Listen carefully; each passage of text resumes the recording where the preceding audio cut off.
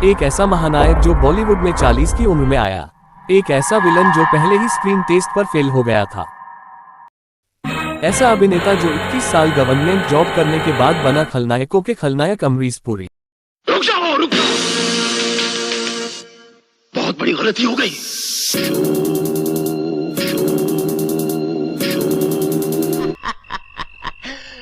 ऊपर वाला रॉन्ग हो सकता है, लेकिन डोंग कभी रॉन्ग नहीं होता।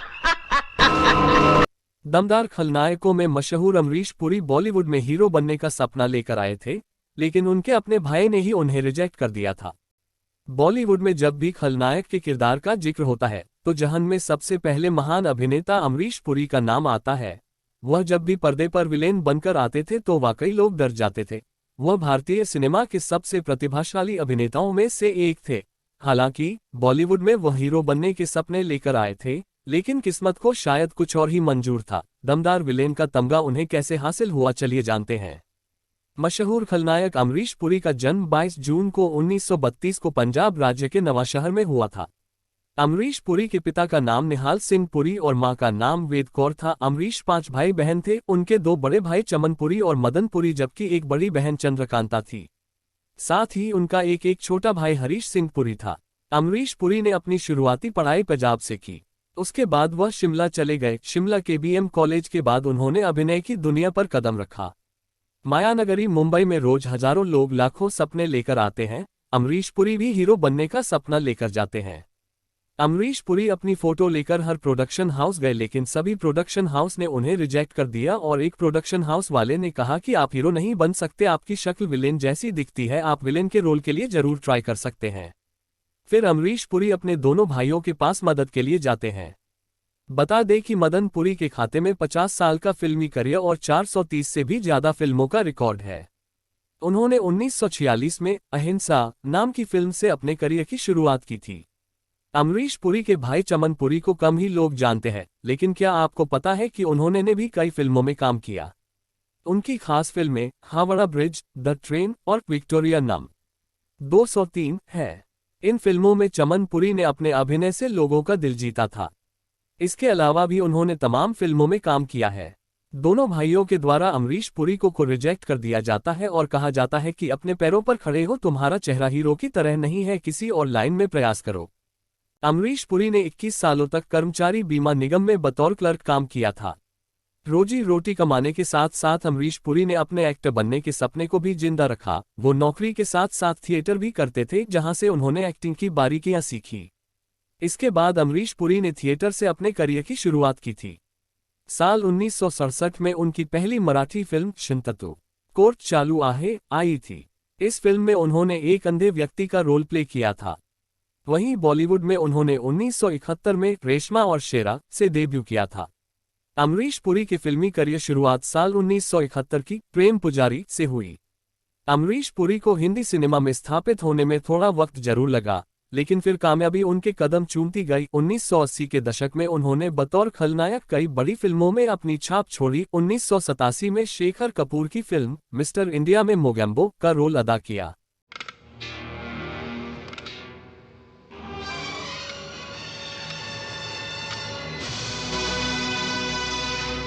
मोगेम्बो खुश हुआ। मोगेम्बो की भूमिका के जरिए वे सभी के जेहन में छा गए। 1990 के दशक में उन्होंने दिलवाले दुल्हनिया ले जाएंगे,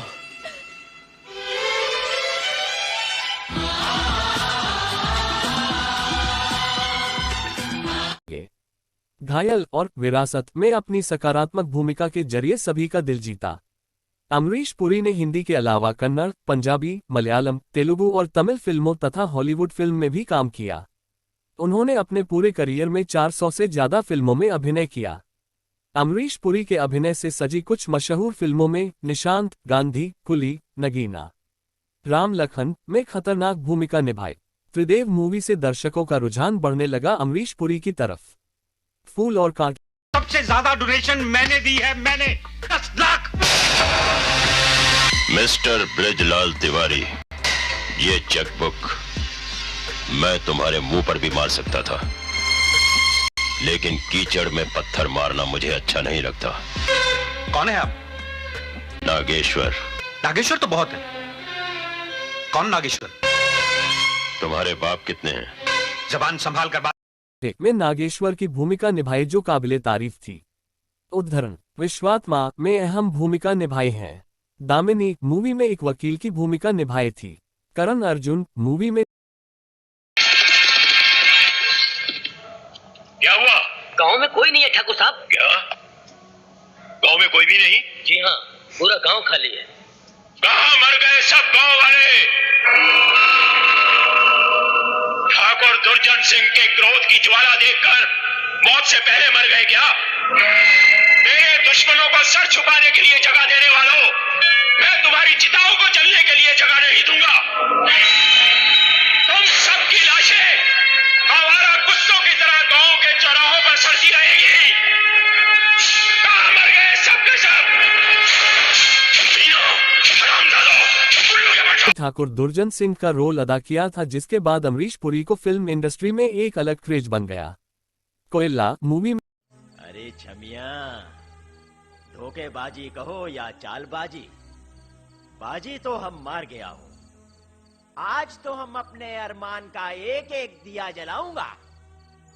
शादी किया हूं, मैरिज मैरिज। नजदीक आए तो मैं चिल्लाऊंगी। सुहाग रात में तो सब दुल्हन चिल्लाता। राजा साहब का रोल अदा किया था। ये सभी मूवी देखने के बाद दर्शक उनकी खलनायक वाली भूमिकाओं को देखने के लिए बेहद उत्साहित होते थे। उनके जीवन की अंतिम फिल्म किस्ना थी, जो उनके निधन के बाद वर्ष 2005 में रिलीज हुई। उन्होंने कई विदेशी फिल्मों में भी काम किया। उन्होंने इंटरनेशनल फिल्म गांधी में खान की भूमिका निभाई था, जिसके लिए उनकी खूब तारीफ हुई थी। अमरीश पुरी का 12 जनवरी 2005 को 72 वर्ष के उम्र में ब्रेन ट्यूमर की वजह से उनका निधन हो गया। उनके अचानक हुए इस निधन से बॉलीवुड जगत के साथ साथ पूरा देश शोक में डूब गया था।